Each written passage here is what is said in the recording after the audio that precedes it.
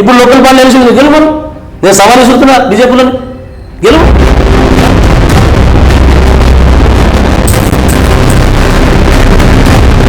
సొంతం బస్సులు పెట్టి ఎంతమంది తీసుకపోయినా ఫ్రీ ట్రీట్మెంట్ నడుస్తుంది ఇప్పటి కూడా.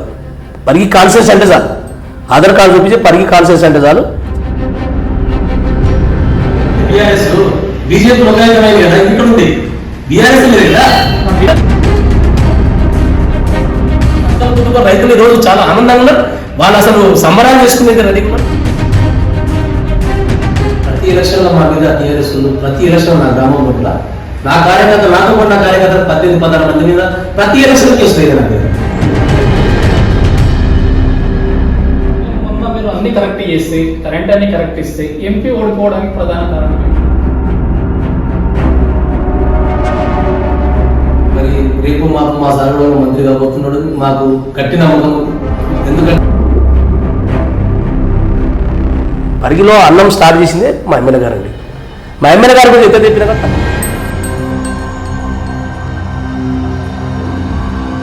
ముఖ్యమంత్రి ఎట్లా 18 గంటలు కష్టపడుతున్నావు, మాన్యంగా 18 గంటలు కష్టపడుతున్నావు.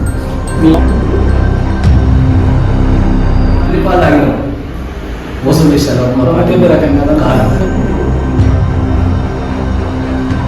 మొట్టమొదటిగా వైన్ షాప్ అనేది తీసుకొచ్చాం.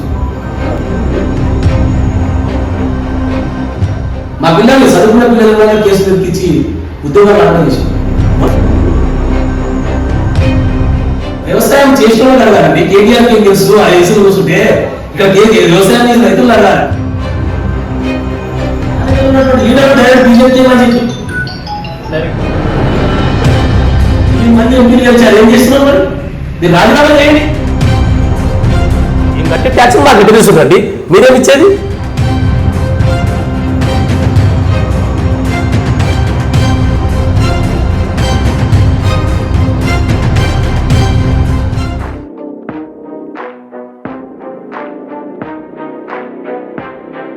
ప్రస్తుతం అయితే మనం పరిగి నియోజకవర్గం స్థానికంగా చౌడపూర్ మండల కేంద్రంలో అయితే ఉన్నాము.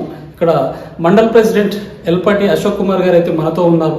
సో గతంలో అధికార పార్టీ ఎన్ని ప్రలోభాలు పెట్టినా ఇబ్బందులు పెట్టుకున్నా నమ్మిన పార్టీ కోసం నమ్మిన సిద్ధాంతం కోసం ఒకటే పార్టీని నమ్ముకొని శాయశక్తుల చెమటోడ్చి ఒక కొత్త మండలం అయినా సరే సో ఆ మండలంలో కాంగ్రెస్ పార్టీకి ఒక ఊపిరి పోసి ప్రస్తుతం అయితే మండలంలో కాంగ్రెస్ పార్టీకి ప్రధానంగా ఒక అధ్యక్ష పదవి అయితే కొనసాగిస్తున్నారు. సో ప్రస్తుతం కొత్త మండలంలో ఎలాంటి కనీస వసతులు ఉన్నాయా లేదా, రైతు రుణమాఫీ గురించి కావచ్చు, మిగతా 6 గ్యారెంటీలలో ఏవేవి ఇంప్లిమెంటేషన్ జరిగింది, ఏంటిది, రాబోయే లోకల్ బాడీ ఎలక్షన్లో కాంగ్రెస్ పార్టీకి పట్టం కట్టడానికి ప్రజలు సిద్ధం చేసి వారి మాటల్లో క్షుణ్ణంగా మనం తెలుసుకునే ప్రయత్నం అయితే చేద్దాం. నమస్తేనా, ఎలా ఉన్నారా? బాగున్నారా? ఏదైతే గతంలో మీరు పడ్డ కష్టానికి ప్రస్తుతం పార్టీ అధికారంలో ఉంది, సో ఫుల్ సాటిస్ఫై ఉన్నారనుకో. చాలా సంతోషంగా ఉంది. సో కొత్తగా ఏర్పడ్డ చౌడపూర్ మండలం అంటే సో మందమాబాద్ ఇది ఒకేసారి ఏర్పడ్డాడు. సో మరి గత పాలకులు మండలాన్ని అయితే ఏర్పాటు చేశారు, మరి కనీస వసతులు కావచ్చు మిగిలిన ఇక్కడ ఏవైతే సౌకర్యాలు ప్రస్తుతం ఉన్నాయా లేవన్నా? నమస్కారం మీకు కూడా మీడియా మిత్రులకు. మండలానికి ఏర్పాటు చేసినారు 2021లో, కానీ ఇక్కడ క్యాటర్ స్ట్రెంత్ అనేది లేదు. క్యాటర్ స్ట్రెంత్ లేదు అసలు. ఒక ఎంఆర్ఓ ఇక్కడ పోస్టింగ్ అంటే లేదు. మా దగ్గర 8 నెలలు అయింది ప్రభులు అని ఎంఆర్ఓ ఎలక్షన్ ఎమ్మెల్యే ఎలక్షన్ అంటే ముందు ఇక్కడ జైలు కావడం జరిగింది. అతనికి ఇంతవరకు జీతం శాలరీ లేదు. జస్ట్ నామకే వస్తే మండలం ఏర్పాటు చేయడం జరిగింది. మరి ఇన్ని మండలాలు ఏర్పాటు చేసినప్పుడు ప్రజలకు అనుకూలమైన ఏర్పాటు చేస్తే మనకు మండలానికి అభివృద్ధి అవుతుంది. ప్రజల కోసమే కదా, ప్రజలు దూరం వెళ్ళకూడదని చెప్పి వసతులు ఏర్పాటు చేయాలి. మొట్టమొదటిగా వైన్ షాప్ అనేది తీసుకొచ్చాం. ఫస్ట్ వైన్ షాప్ అనేది తీసుకొచ్చాం. దానివల్ల ప్రజలకు నష్టంగా లాభమైతుంది. అది ప్రభుత్వానికి ఉండొచ్చు.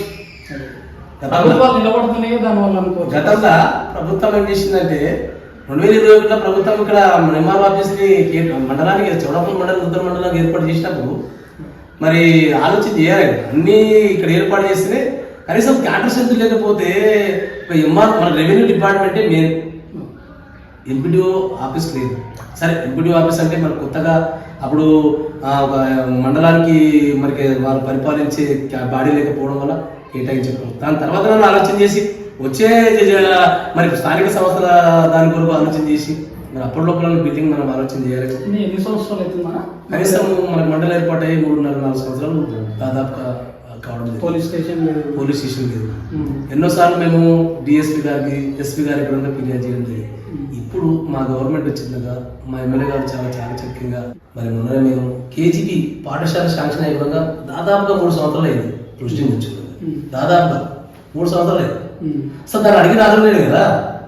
సరే శాంక్షన్ అయింది వేరు, శాంక్షన్ అయినంత మాత్రంగా మన మండలానికి కావాలని చెప్పి ఎమ్మెల్యే గారి దృష్టికో లేదా మంత్రి గారి దృష్టికో తీసుకొచ్చి దాన్ని మనము సర్వే చేయించి ల్యాండ్ ఎక్కడ ఉంది సర్టిఫై చేయించి రెవెన్యూ వాళ్ళు తీసుకుపోయి చేయలేదు.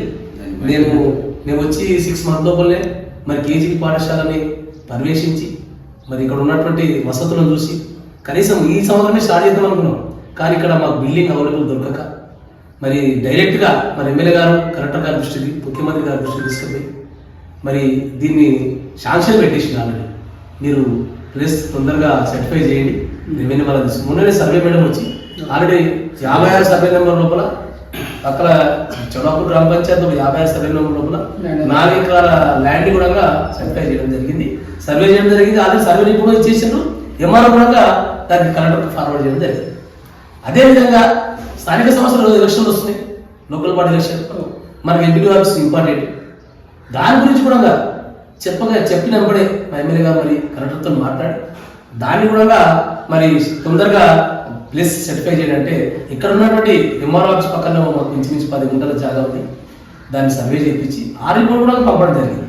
సో ఒక మండలం అభివృద్ధి చెందే విషయంలో ఏ కనీస వసతులు కావాలో అన్నిటినీ మీ ప్రభుత్వంలో ఈ ప్రజా పాలన అనే ప్రభుత్వంలో మీ ఎమ్మెల్యే గారి ఆధ్వర్యంలో అభివృద్ధి చెంది సమానం.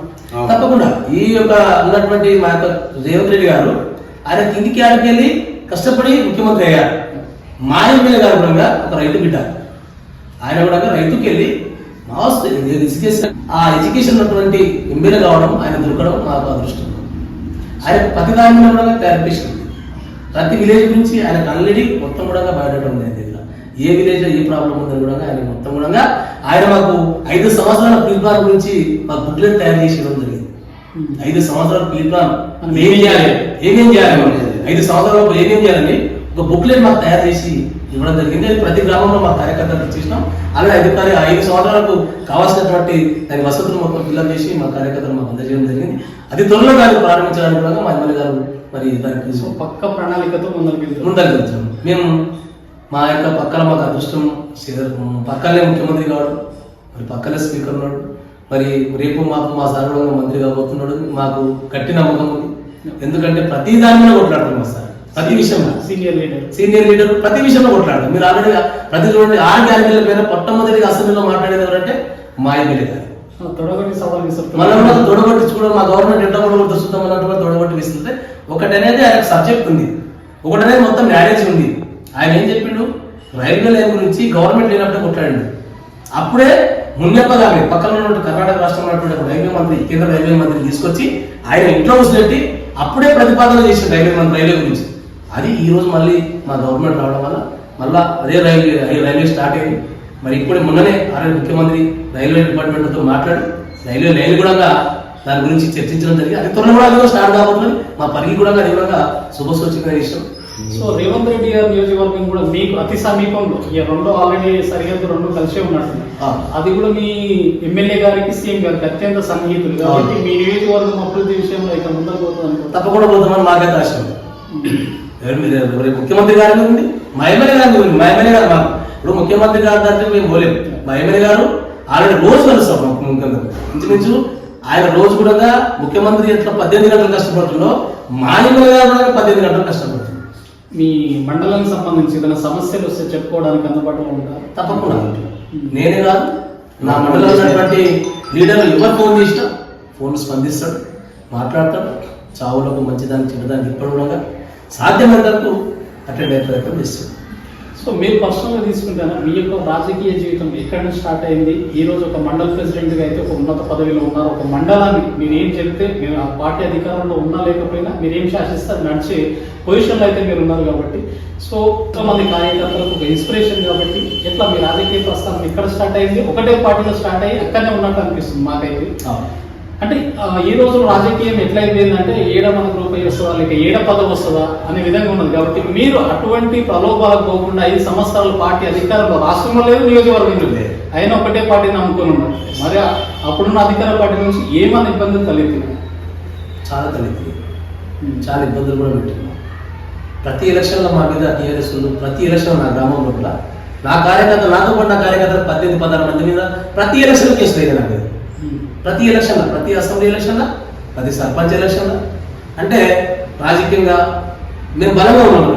మా విధంగా ఎప్పుడు కూడా టీఆర్ఎస్ సెంటిమెంట్ ఉండగా కాంగ్రెస్ లీడ్ ఇచ్చినాం. నా విధంగా టీఆర్ఎస్ సెంటిమెంట్ ఉండగా నా విధంగా కాంగ్రెస్ లీడ్ ఇచ్చినాం. నా పైన ఇప్పటికీ 4వ కేసు మొన్న అయిపోయింది. మనం క్లోజ్ అయింది. ఆల్రెడీ 4 కేసు బుక్ చేసింది. దాంట్లో 4 అంటే ఎలక్షన్లో డిస్టర్బెన్స్ చేసి తీసుకొని లోపలే ప్రయత్నం చేసింది. న్యాయం అనేది మా ఇంటుంది, మేము న్యాయంగా బయటపడ్డాం. మా పిల్లల్ని చదువుకున్న పిల్లలు కూడా కేసు తెప్పించి ఉద్యోగాలు రాకుండా చేసి, మొన్న మా గవర్నమెంట్ వచ్చినాక మా ఎమ్మెల్యే గారు కష్టపడి కేసులు తెప్పించి మరి వాళ్ళని ఉద్యోగాలు పెట్టుకుంటే ఇంత ఇబ్బంది పెడుతున్నా, ఇన్ని కేసులు పెడుతున్నా, ఎందుకు లేకపోతే అవతల పోతే బాగుంటుందేమో అని ఎప్పుడు ఆలోచన రాలేదు. తల్లిపాలు తాగినాం, మోసం చేశారు పార్టీకి మోసం చేసిన రకంగా ఉన్నాం. కష్టపడ్డాం. ఈరోజు కష్టపడడం గుర్తించి మా ఎమ్మెల్యే గారు మమ్మల్ని ఈరోజు నాకు మండల పార్టీ ప్రెసిడెంట్గా రెండోసారిలో కొనసాగించాం. ఇది 4వ సంవత్సరం నేను మండల పార్టీ నాకు ఇవ్వడం, మా బాధ్యత ఇవ్వడం. 2వ సంవత్సరం ఉంటుంది మండల పార్టీ ప్రెసిడెంట్. నాకు నా మీద నమ్మకం ఉంది. మా ఎమ్మెల్యే గారు ఇంకోసారి కూడా నాకు ఆయన పిలిపించి మా కార్యకర్తల సహకారంతో నా మీద కార్యకర్తలు కూడా అందరు కూడా ఫుల్ సపోర్ట్ నా మండలిలో ఉంటే మా కార్యకర్త అట్లా మేము బలంగా ఉన్నాం. ఎవరు కూడా దీంట్లో మాకు వర్గపోరు కానీ ఎట్లాంటి చెడు ఉద్దేశం కానీ ఏదున్నా కూర్చొని మాట్లాడుకుంటాం. మండలాన్ని మెయిన్ థింగ్ గవర్నమెంట్ వచ్చినాక మండలాన్ని అభివృద్ధి చేయాలనేది మన మైండ్ ఒకటే పెట్టుకొని దీన్ని ముందుకు వెళ్ళిపోతున్నాం. సో ప్రస్తుతం రైతు రుణమాఫీ గురించేనా? సో 2 లక్షలు ఒకటేసారి రుణమాఫీ చేయడం పట్ల అది చెప్పుకునేంత నాకే చెప్పుకుంటే అంత ఆనందం ఉంది. మా మండలం లోపల ఇంచుమించు 3,061 మందికి ఇప్పటివరకు రుణమాఫీ కావడం జరిగింది. ఇంచుమించు మాకు మా మండలం లోపలనే మరి 3,000 మంది రైతులు ఎంత ఆనందంగా ఉందంటే అంత ఆనందంగా ఉంది.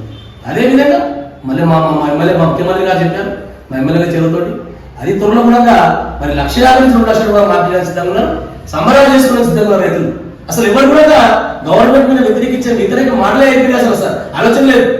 వీళ్ళు ఇంతకుముందు ఏమన్నారు, కాంగ్రెస్ వస్తే కరెంట్ లేదు కదా. ఈరోజు బ్రహ్మాండంగా 24 గంటలు కరెంట్ ఇస్తున్నాం. ఆ గవర్నమెంట్లో ఈరోజు 24 గంటలు కరెంట్ ఇస్తున్నాం. 24 hours ఇస్తున్నాం కరెంట్. ఎక్కడ కూడా ప్రాబ్లం లేదు. లేదంటున్నారు బీఆర్ఎస్ నాయకులు కరెంట్ లేదు. మన అసెంబ్లీలో కూడా కేటీఆర్ మాట్లాడుతూ చాలా తగ్గిస్తున్నారు. వ్యవసాయం చేసిన వాళ్ళు అడగాలండి. కేటీఆర్కి ఏం తెలుసు? ఆ ఏసీలు కూర్చుంటే ఇక్కడ వ్యవసాయం చేసిన రైతులు అడగాలి.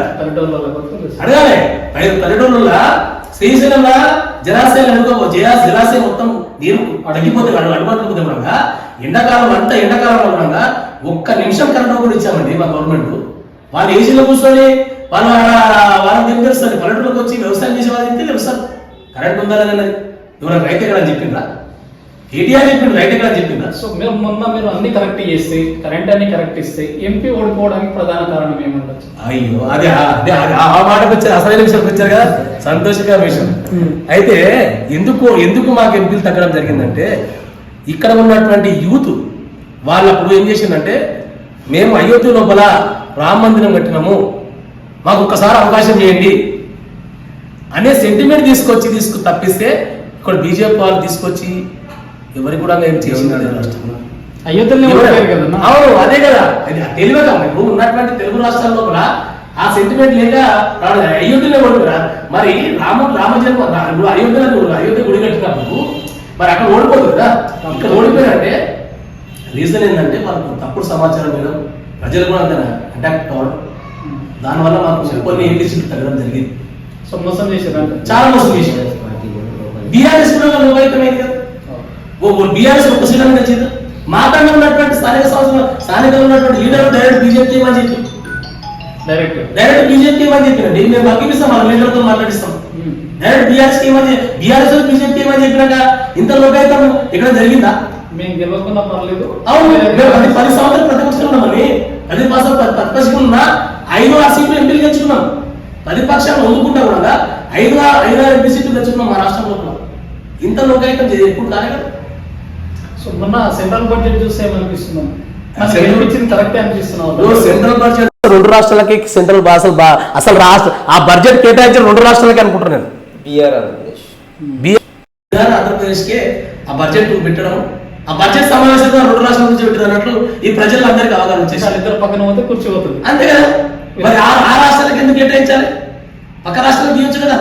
మరి చంద్రబాబు నితీష్ కుమార్కి ఎలా లేకుంది, పక్కన ఉన్నటువంటి రాష్ట్రాలు కూడా అప్పుడు ఈ రాష్ట్రం ఏర్పడ్డప్పుడు ఇప్పుడు ఈ 2 రాష్ట్రాలు డివైడ్ అయినప్పుడు అప్పుడు మాట్లాడుకున్నటువంటి అసెంబ్లీలో పార్లమెంట్లో మాట్లాడే విషయాలు ఉన్నాయి కదా.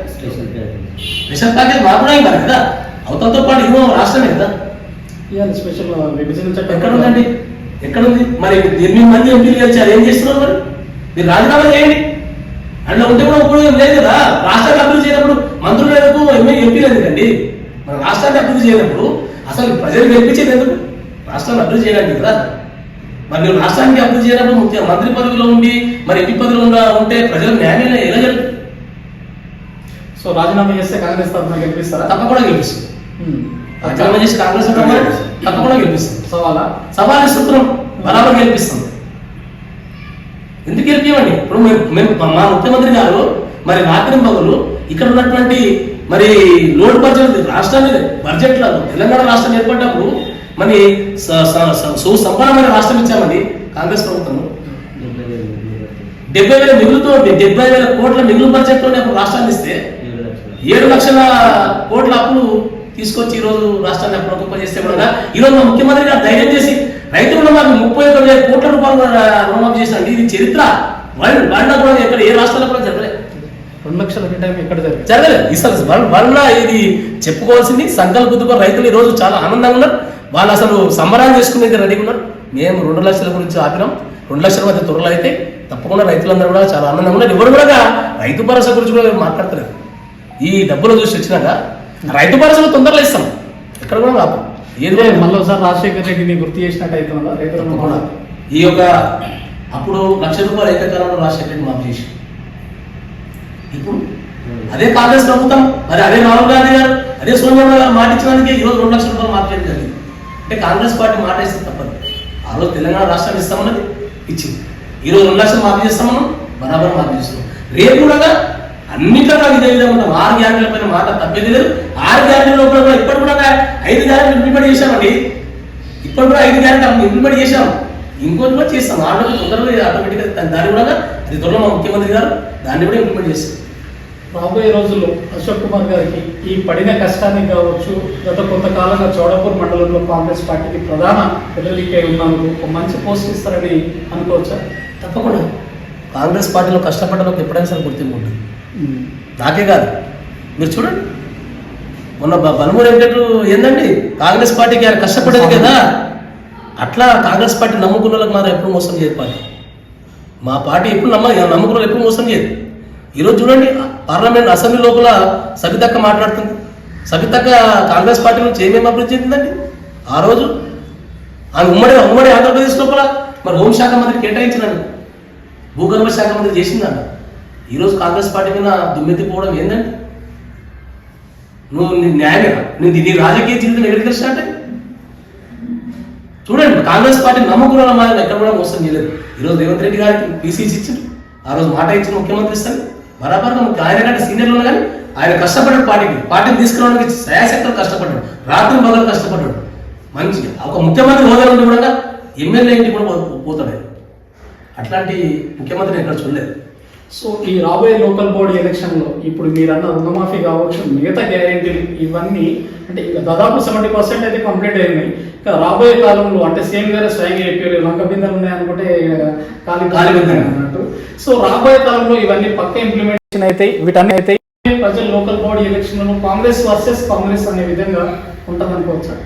బరాబర్ బీఆర్ఎస్ బీజేపీ పోటీ కదా. ఎక్కడ ఉందండి బీఆర్ఎస్? బీజేపీ లోకాయుతమైంది కదా, ఇక్కడ ఉంది. బీఆర్ఎస్ లేదు కదా. బీజేపీ అన్న మంచి పోటీ ఉంటుందా? రమ్మను లోకల్ ఎలక్షన్లు గెలవాలి. ఇప్పుడు ఏదో లోక్సభలో గెలిచిన అవును, లోక్సభలో ఎంపీ సీట్లు మీద వచ్చాయి కదా మన రాష్ట్రంలో. ఇప్పుడు లోకల్ పార్టీ ఎలక్షన్ గెలవను. నేను సవాల్ ఇస్తున్నా బీజేపీలోని గెలవను. మేము కాదంటలేము కదా. ఈరోజు ప్రజలు ఎవరికి పట్టం పడతారో ప్రజలకు తెలుసు. మేము ప్రజలకు పనిచేస్తున్నాం, రాత్రి పగలు పనిచేస్తున్నాం ప్రజలకు. మరి ఈ రోజు బీజేపీలో మరి ఎంపీ సీట్లు గెలుచుకొని ఇంతవరకు ప్రజలకు ఎక్కడ న్యాయం చేసింది? రాష్ట్రంలో బడ్జెట్ కాలేవు కదా, నువ్వు రాష్ట్రాన్ని అభివృద్ధి చేయలేదు, ఏమని చెప్పుకుంటావు? ఏమి ఇస్తాను చెప్పుకుంటావు? రాష్ట్రంలో ప్రజలకు ఏం జవాబు చెప్తావు? రేపు లోకల్ పార్టీ ఎలక్షన్ నిలబడతావు, ప్రజలకు ఏం చేస్తాను చెప్తావు? నా గవర్నమెంట్ ఉందండి, మా గవర్నమెంట్ ఉంది, మా ఎమ్మెల్యే గారు ఉన్నాడు, మా ముఖ్యమంత్రి ఉన్నాడు, మేము గ్యారెంటీలు 6 గ్యారెంటీలు తీసుకుపోతాం, ప్రజలకు ఇస్తాం, ఇల్లు కట్టిస్తాం, ప్రతి ఒక్కరు కూడా ఇంప్లిమెంట్ చేస్తాం. ఈరోజు కార్పొరేషన్లు కూడా ఎస్టీ ఎస్సీ బీసీ కార్పొరేషన్ కూడా రేపు మాపో విడుదల చేస్తుంది గవర్నమెంట్. ఇల్లు కూడా మైనారిటీ మావే అంటున్నారు, గ్రామ పంచాయతీల నిధులు మావే, మహాత్మా గాంధీ ఎంజీఎన్ఆర్ఈఎస్ మావే, అన్ని మావే, బాత్రూమ్లు మావే, అన్ని మావే అంటున్నారు. అవునండి, మీవే అంటారు, మేము కట్టే ట్యాక్సులు కూడా మావే కదా. రాష్ట్రం నుంచి మీ కేంద్రానికి ట్యాక్సులు పోతేనే కదా అందులోకే మీరు పంపించేది. మరి మేము కట్టేటువంటి ట్యాక్సులు మావే అని చెప్తున్నాం, మరి చెప్తున్నాం కదా, మేము మావే అని చెప్తాం కదా.